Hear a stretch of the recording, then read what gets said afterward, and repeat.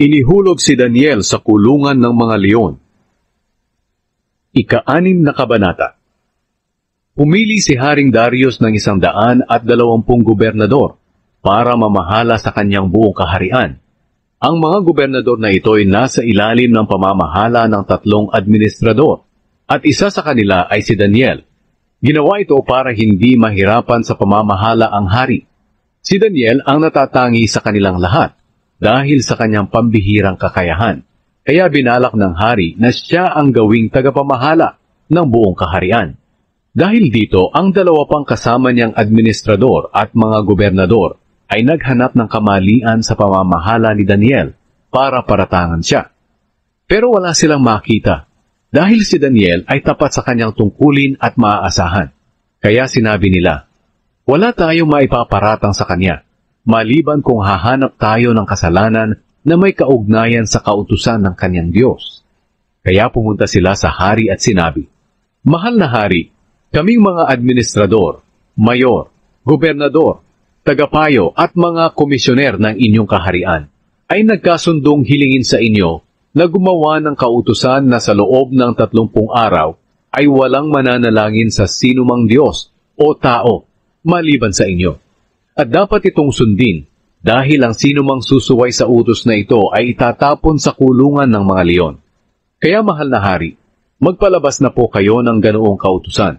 Ipasulat niyo po at lagdaan para hindi na mabago o mapawalang bisa ayon sa kautusan ng ating kahariang Media at Persya. Pumayag si Haring Darius, kaya nilagdaan niya ang kautusang iyon. Nang malaman ni Daniel na lumagda ang hari, umuwi siya at pumunta sa kanyang silid na nasa itaas na bahagi ng bahay, kung saan nakabukas ang bintana na nakaharap sa Jerusalem. Doon lumuhod siya, nanalangin at nagpasalamat sa kanyang Diyos 3 beses sa isang araw, ayon sa kanyang nakaugalian. Pero sinusubaybayan pala siya ng mga opisyal na kumakalaban sa kanya, at nakita nila siyang nananalangin at nagpupuri sa kanyang Diyos. Kaya pumunta sila sa hari at sinabi ang paglabag ni Daniel sa kautusan. Sinabi nila sa hari, mahal na hari, hindi ba't lumagda kayo ng kautusan na sa loob ng 30 araw ay walang mananalangin sa alinmang Diyos o tao maliban sa inyo? At ang sino mang lumabag sa kautusang iyon ay ihuhulog sa kulungan ng mga leon? Sumagot ang hari, totoo iyon, at hindi na iyon mababago o mapapawalang bisa ayon sa kautusan ng ating kahariang Media at Persya.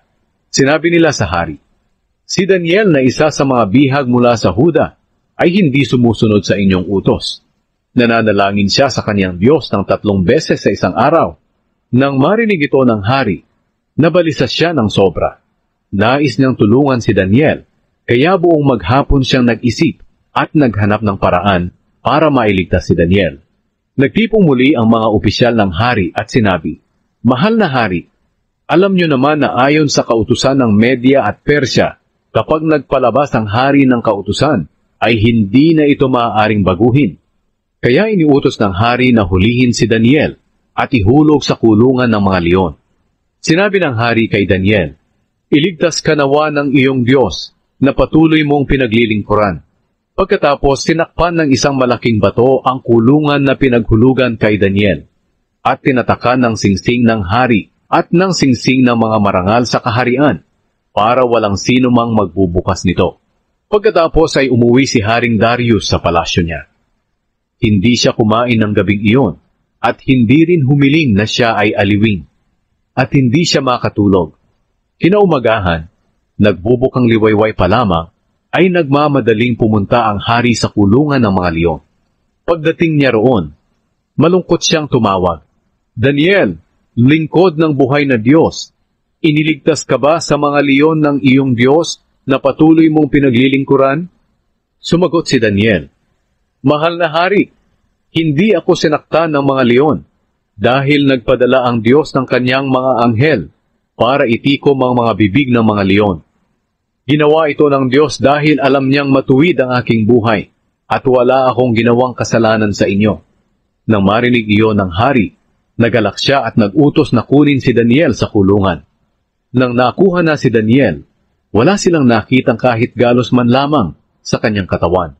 dahil nagtiwala siya sa Diyos. Nagutos ang hari na ang lahat ng nagparatang kay Daniel ay hulihin at ihulog sa kulungan ng mga leon, pati ang kanilang asawa at mga anak. Hindi pa sila nakakarating sa ilalim ng kulungan, agad silang sinakmal ng mga leon at nilapa. Pagkatapos ay sumulat si Haring Darius sa lahat ng tao sa iba't ibang bansa, lahi at wika sa mundo. Ito ang nakasulat. Naway nasa mabuti kayong kalagayan. Iniuutos ko sa lahat ng tao na nasasakupan ng aking kaharian na matakot at gumalang sa Diyos ni Daniel, sapagkat siya ang buhay na Diyos at nabubuhay magpakailanman. Ang paghahari niya ay walang hanggan at walang makakapagbagsak nito. Nagliligtas siya at gumagawa ng mga himala at kababalaghan sa langit at dito sa lupa. Iniligtas niya si Daniel mula sa mga leon. Naging maunlad ang buhay ni Daniel sa panahon ng paghahari ni Darius at sa panahon ng paghahari ni Cyrus na taga-Persya.